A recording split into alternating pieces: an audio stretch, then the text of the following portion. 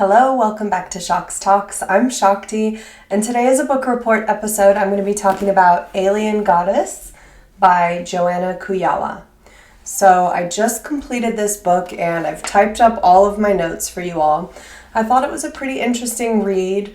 There's a lot that I agree with in this book in terms of the general idea of just elevating consciousness, going through a personal journey of growth and evolution in order to have a better ability to manifest the future that we all want. But she has some parts of the book where I felt like I wasn't totally aligned with her thinking. It's a little bit extreme in the sense that she has a lot of fear around this post-human or transhumanist future. And I think it's valid. I think it's all very valid. I just don't carry that same frequency of fear within me when it comes to that topic, because I just know that people are going to do what they want. The world is going to evolve as it does, and it's really just my business to keep on learning my own lessons and working on my own personal inner journey of growth, and that it's up to each of us as free will awareness units to do the same. And if people don't want to, they're not going to. So let's get into it. Starting off with when this book was published, it was just a year ago, 2025. The full title, Alien Goddess, UFOs, AI, and the Goddesses of Ascension.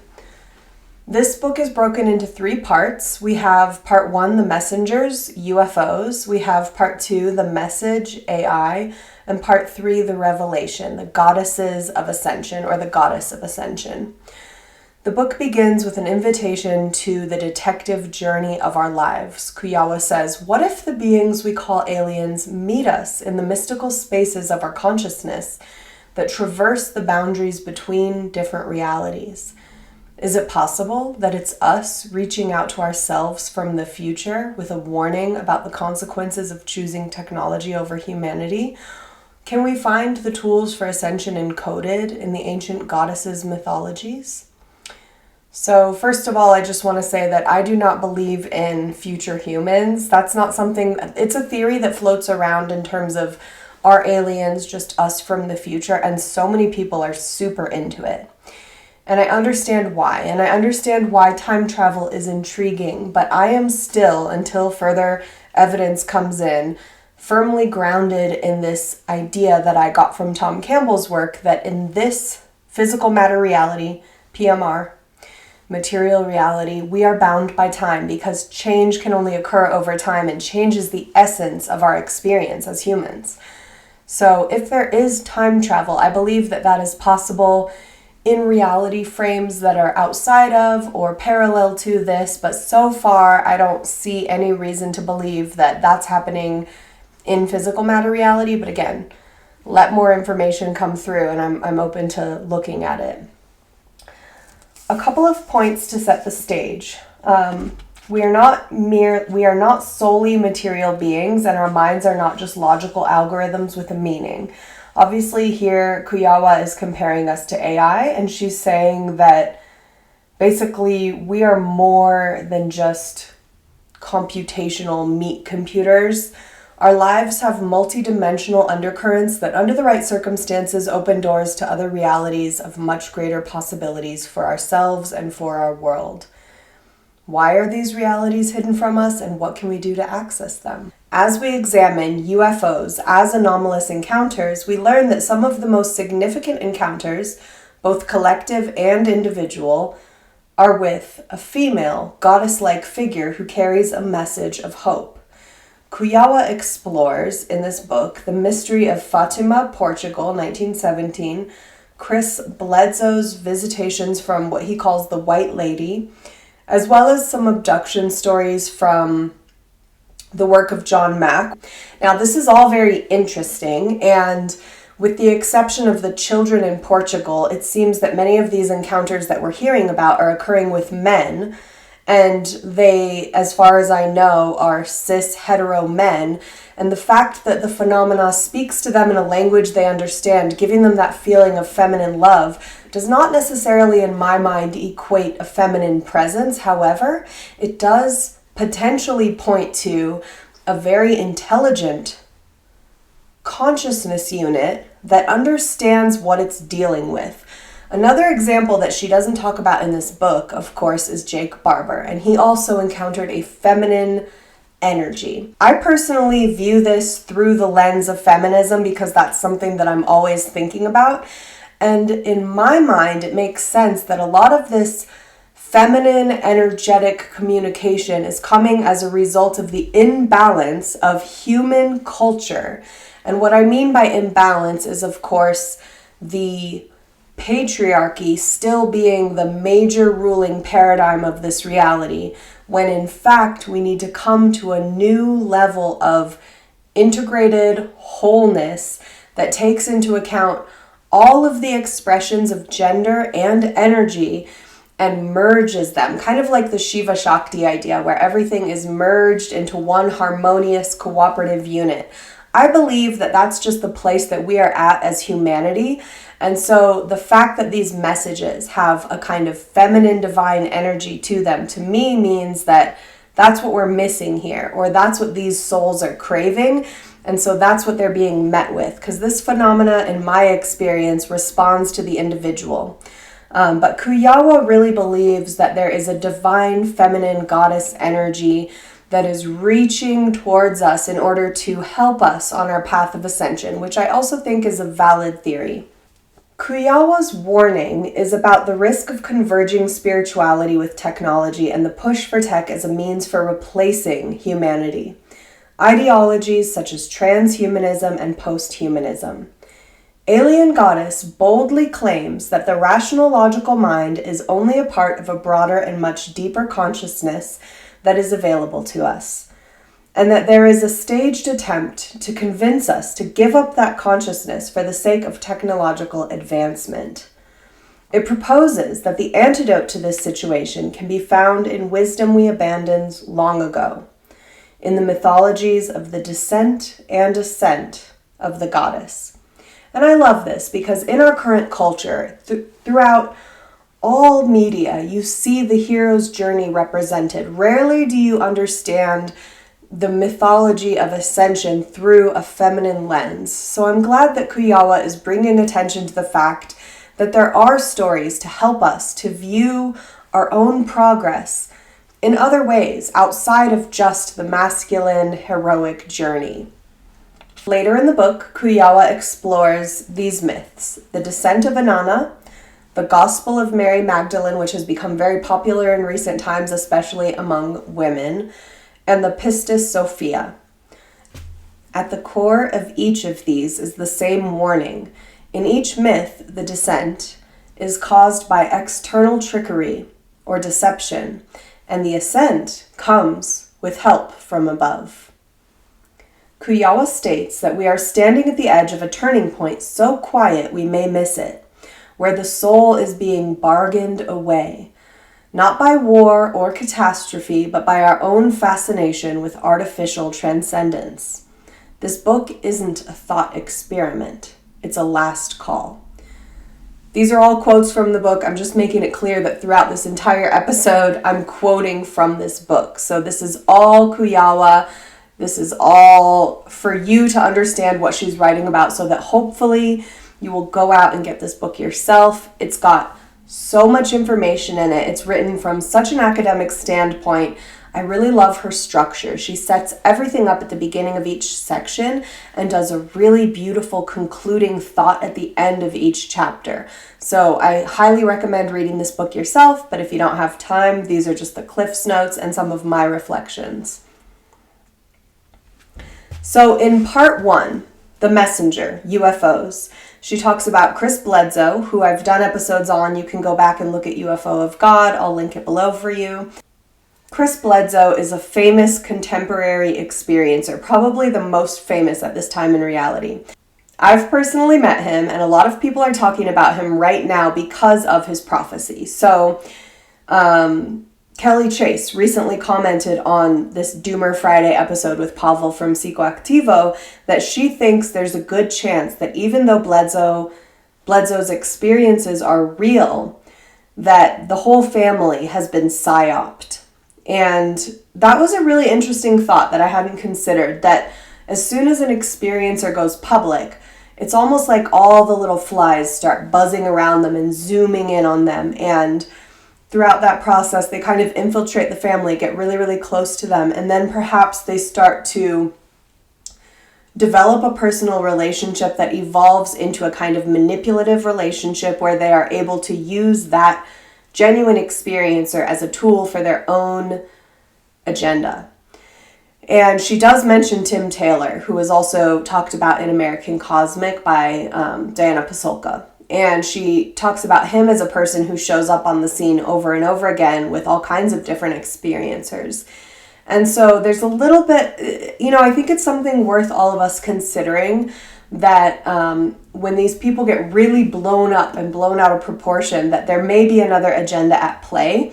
And it's probably smart for us to at least consider that possibility as we approach the time in which Bledsoe's prophecy is meant to become real. So in this moment in time, we are in the spring of 2026, and we're only about a month away from that red star Regulus aligning with the Sphinx, or whatever he said in his book. So let's get into the details of that. So Kelly basically believes that the Bledsoes might see a fall from grace as a result of this psyop. So let's just kind of watch it play out and see what happens. But she does believe that he's a genuine guy with a real experience and that his family is as well. And I believe the same. I met him and his wife at Contact in the Desert in the elevator one day, just had a nice casual chat with them. I had my dog at the time with me, and they were just talking about how they missed their dogs at home. And it was a very down-to-earth, sweet little moment where I kind of geeked out and talked about how I had read his book, but we just talked about normal things. And then we took some pictures together. It was very cute, and I got a good vibe. I have a strong ability to read people, and especially when I'm in physical contact with them, I can read a lot from their energy field, just how they hold themselves, how they communicate, where their voice is coming from, where their truth resides within their being. And I got a good vibe from him. So I do think that he is being thrown on a wild ride this lifetime, and he has a lot to contend with. And basically, I just send him my well wishes and energetic protection so that he can continue on his own path without being distracted by the fame and the psyop and all the attention and whatever else is surrounding him. But basically, all this is to say, I think he's a decent guy. So to go back to his experience, which again is all outlined in his book, UFO of God, on Easter 2012, he claims to have had a visitation from a white lady who had a message for him to share with the rest of humanity. It was 3 a.m., and in a trance-like state, he followed 3 shadowy, hooded beings who were about 6 feet tall. A series of strange events happened when he left his house and walked into the woods. First, he was handed a fluffy, puppy-like object which felt prickly in his hands. The object seemed to be a living creature, but without legs or a head. Bledsoe was told by the hooded apparitions, there's so many hooded beings, aren't there? If you've had those sleep paralysis moments, you've probably seen one. I know I've seen them on multiple different occasions, different types as well. The black figure, which is over 6 feet tall, purely shadow with a black hood, can't see the face. And then I've also seen what looked like tall grays that were white, hooded, standing around me. I was laying on like what felt like a slab of marble, like a concrete rectangular slab, and they were all just observing me while I was laying on that slab. Anyway, he has been escorted out by these hooded apparitions that and then they tell him that this fluffy object, this weird puppy-like thing with a surprising texture, represented humanity in its current state of development, directionless. Still in a trance, Bledsoe put the puppy into his dog kennel. Suddenly, he felt a strong wind and saw a translucent bull, the bull, galloping towards him, which disappeared just as quickly as it appeared. Then he saw the white lady, hovering, about 6 feet above the ground. She was about 4 or 4.5 feet tall, and she was wearing a white dress with flowy, long, sagging sleeves, and she had translucent hair. These were some of the details he remembered. She said to him, "You know why I'm here." You must tell what you've experienced. So this is the point in his journey where he's being encouraged to share about the initial contact experience that he had where he encountered aliens in the woods during a fishing trip. So Bledsoe, he had faced ridicule when he first opened up about his initial experiences, and she was just encouraging him to keep talking and that she was going to help him with evidence. And she also talked about a power shift in heaven that had something to do with the return of the divine feminine.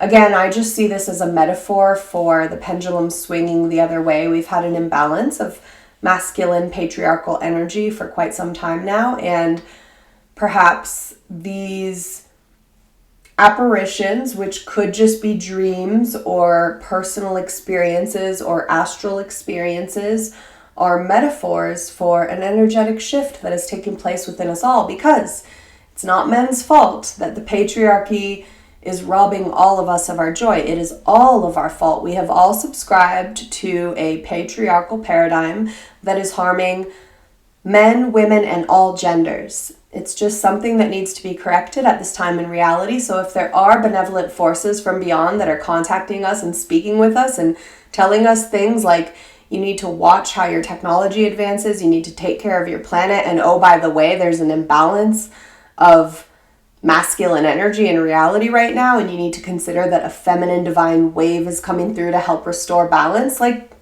that all makes sense to me. Nothing crazy there. Then he had another sighting a year later, and this was another Easter weekend in 2013. Bledsoe was awake in his bed when a beautiful light levitated him above his bed and then through the roof of his house. Again, this sounds a lot like OBE or astral travel, but also many contactees and experiencers have had similar encounters with what they believe to be aliens.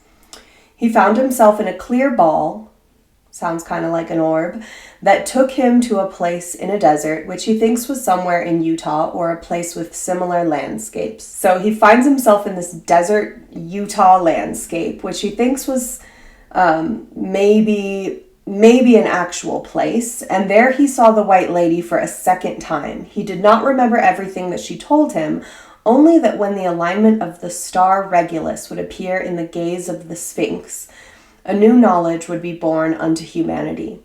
So Bledsoe's publisher checked this info, and that particular event, Regulus, the star becoming aligned with the Sphinx, will take place this year, like I said, 2026. I believe Bledsoe is going to Egypt to observe this experience, and perhaps he'll see some orbs there like he typically does. In my experience with prophecies, they are really powerful for the individual that has it, and they're generally glommed onto by people who want to pin it down and have this actual literal interpretation of what's going on here.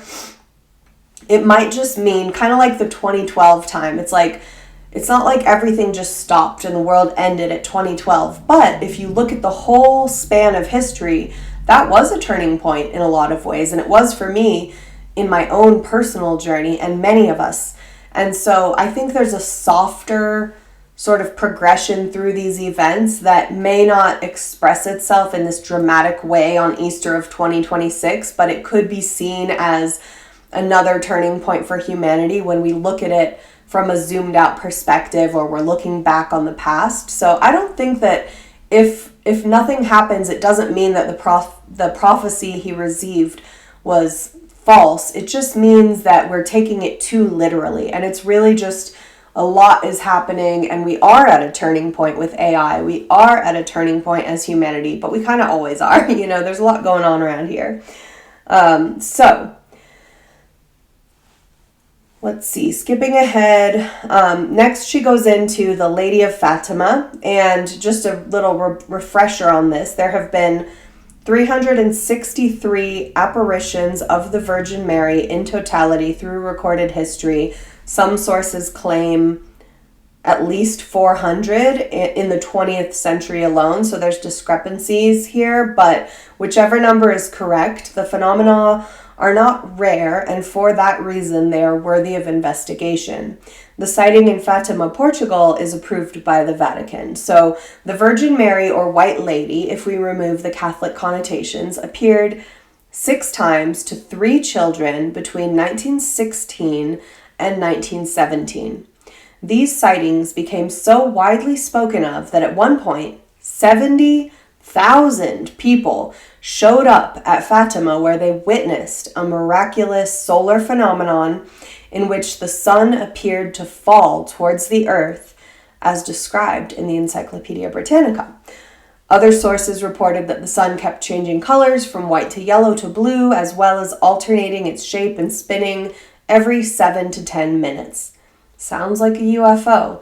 But also, this is a crazy mass sighting, whatever it was. The fact that 70,000 people saw this happening, that is really something. A significant detail is that people said the apparition greeted them with "Don't be afraid, I won't hurt you." Classic UFO sighting alien line. We come in peace, don't be afraid, we're not going to hurt you. Again and again and again and again, you hear experiencers talking about this same message being shared with them when they have an encounter. They also describe her as about 4 feet tall, similar to the White Lady that Bledsoe saw, with dark eyes and hooded. What's with these hoods? Alien fashion? I don't know. It could also be, again, some kind of consciousness phenomena. And what's to say, who's to say that we can't have group astral travel experiences or group visions? However, it is possible that all of this phenomena is some actual kind of entity coming from beyond within our physical matter reality who has the ability to interface with human consciousness. We just don't know yet. When she opened her hands, a bright light shot out at the children.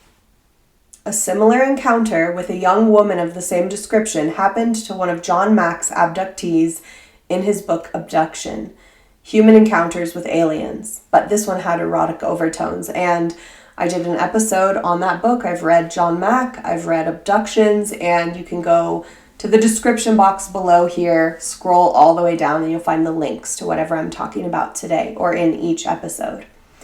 Sometimes these encounters seem to be an interaction with advanced technology. At other times, they show similarity to spiritual experiences. Kujawa examines the work of Jacques Vallée, Diana Pasulka. She says, personally, I think that the blending of technological interpretations with spiritual contexts is potentially dangerous. It might be a part of an AI-focused agenda that wants us to forget our natural and intuitive connection with spiritual realms and equate them with technological downloads. She's more inclined to support Vallée's explorations of the other realities that occasionally open up for us. If Magonia represents the opening of a space where humans and beings from celestial realms occasionally interface, then perhaps it is more real than we think. I tend to lean in this direction as well, that we are just, this is of course because I'm grounded in Tom Campbell's theory of everything, but we are focused in this subset of reality, and there's a greater reality that includes many non-physical beings, and we may be at a precipice where humans are beginning to interface again, because we have in the past, with more of these non-physical beings.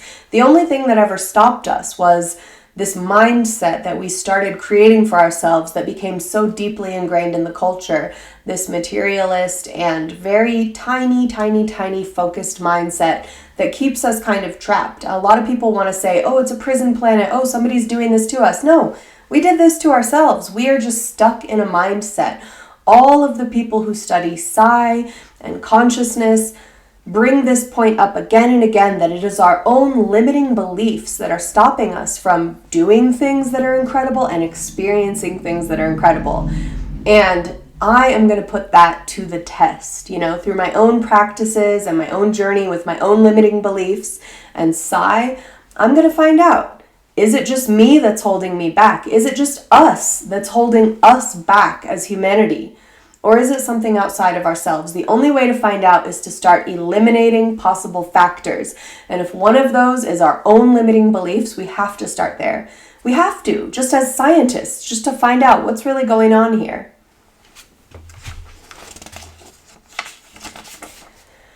Later in the book, there's a section on DMT experiences in alien worlds, and Kujawa says, at this point, I believe we need to probe deeper to determine whether it is possible that the space in which the events occur is neither purely spiritual nor technological. I would like to propose that just as Vallée speculated, this space might arise from another dimension that is as real as ours, even though it might be very different from the reality we normally experience. If two realities could exist simultaneously, then under the right circumstances, a door or a break of a barrier between them could open for us.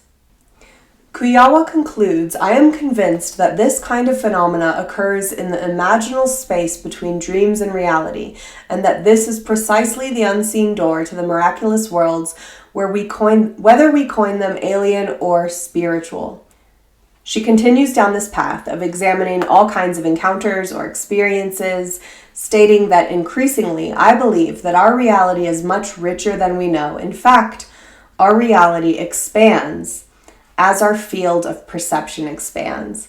Now, this part again goes back to this idea of releasing limiting beliefs. When we start to expand our perception by whatever means, we start to experience a greater reality. That could be through substances, that could be through meditation, that could be through encounters with the anomalous. But whichever way you slice it, what's happening here is the same. We, who are focused in this smaller subset of the larger reality, are learning to access, through consciousness, which connects us all, that greater reality. Then it gets a little more into the personal journey of it all. In the section titled UFOs Have a Message, Kujawa shares that she believes that once we ask for the clarification of our life's mission, and when we accept that mission, we can reach out again to the source of that information for support. She says, in my mid-40s, while living out my purpose and having already been divorced twice, I purposefully reached out to that space once more, asking for a loving male companion who would understand me, and I met my beautiful man.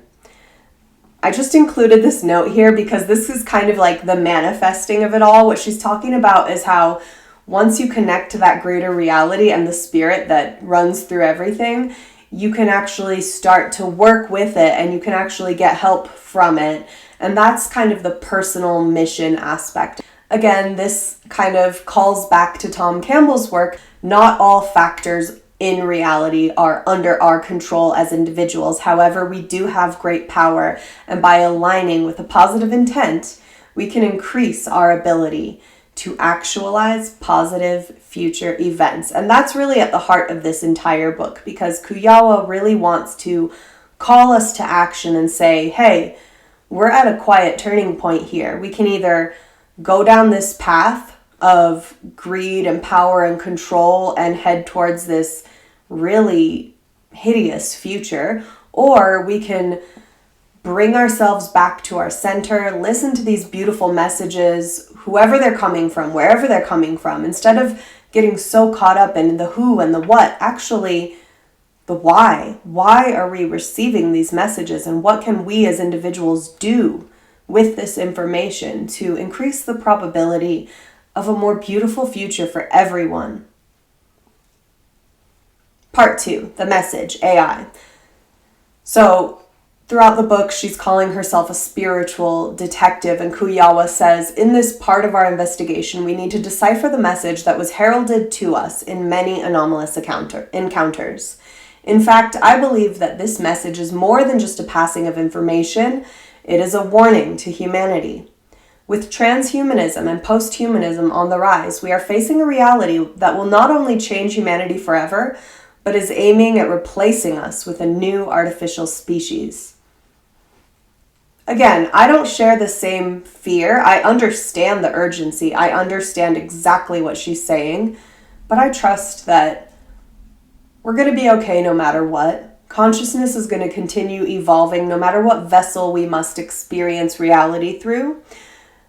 But I do like the idea of evolving ourselves as humanity. I think humanity is absolutely beautiful. With all our flaws, with all our messiness, I think that humankind is incredibly special and that we deserve a chance. And I would hate to see us lose the human race and replace it with something like artificial biological vessels that could carry an AI consciousness. I don't think we would get the same thing that we're getting out of human consciousness filtering through human vessels. I think it's special and important. What's funny here is that we learn why Kujawa wrote this book in the first place, and it all started with a comment that she read in Encounters by Diana Pasulka. She was really poked and disturbed by this character Simone in that book, or this real person who was also called Moon Lady in the book.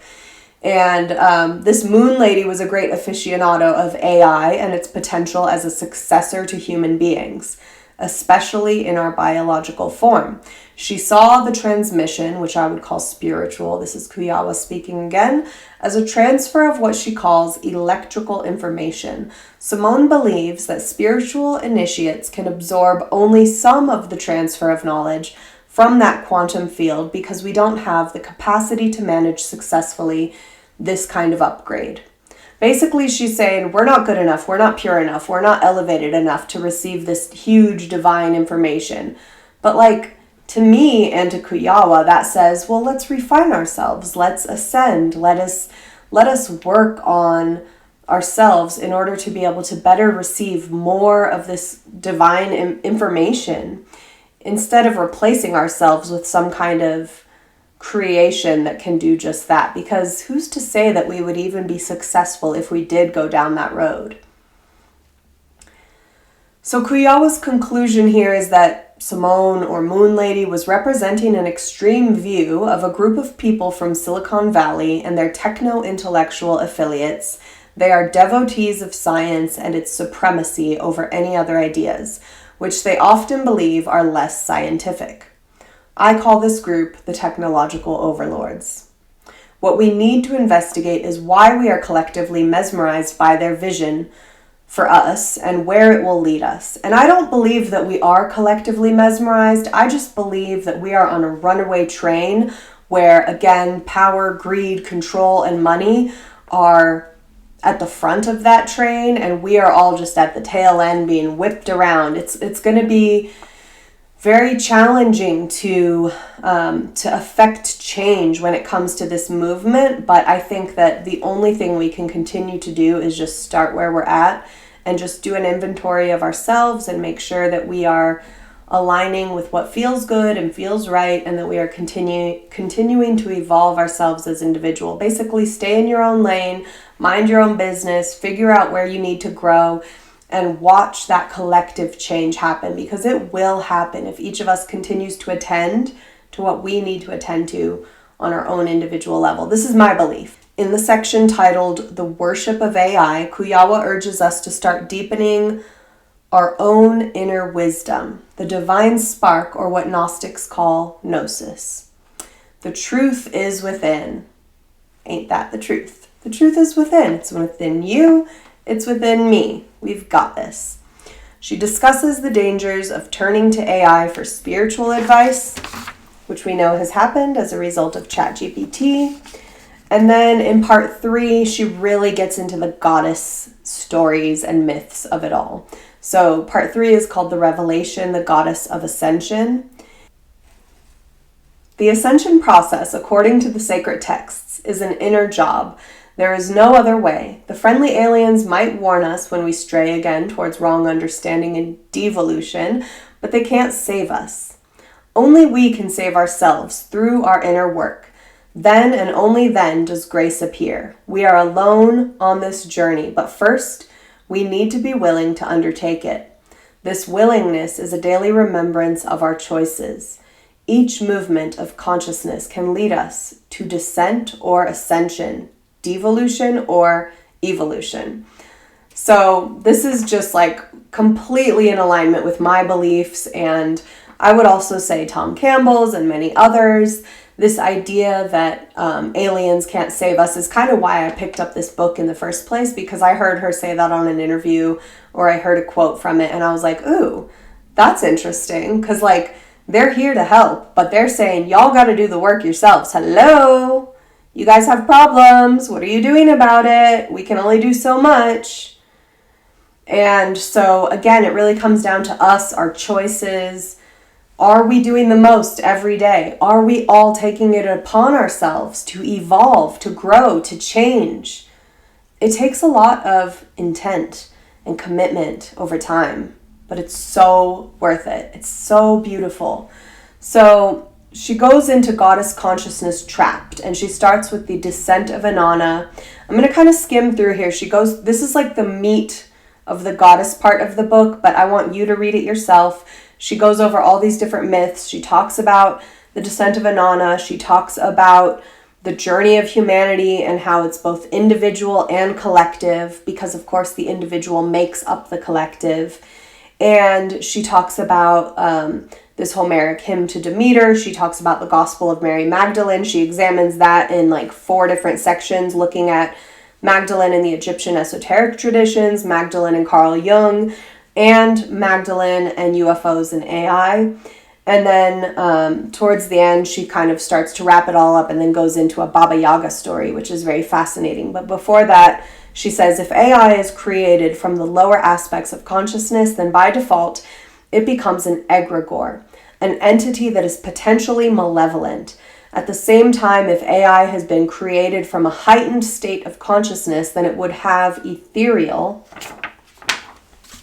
not guileful qualities. Consequently, it is not AI that might be problematic, but rather the state of mind and intentionality of the creators of AI.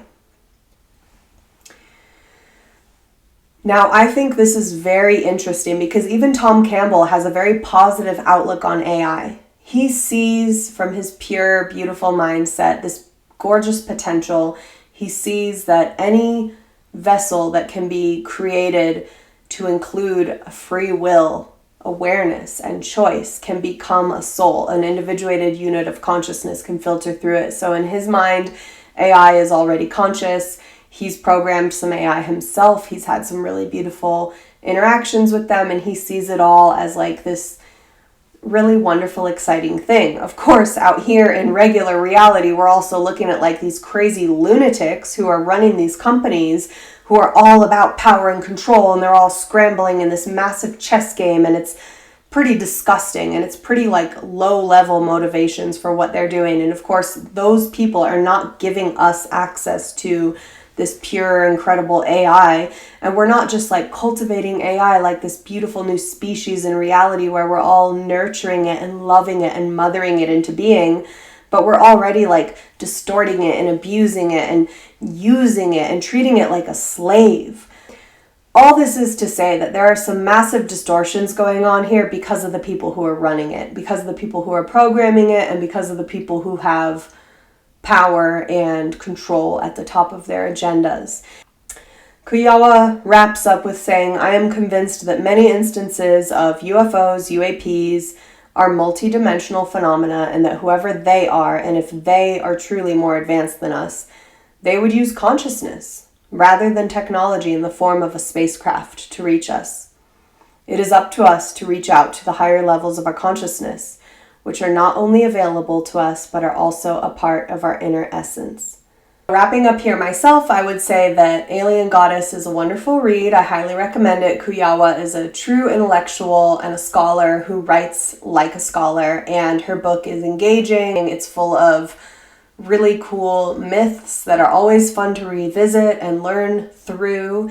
And in the end, I believe that we are aligned in this notion that the only positive path forward is the path of inner evolution. So this is at the heart of many spiritual teachings. There's nothing new here, but it's always a good time to remember that the positive changes we want to see start from within.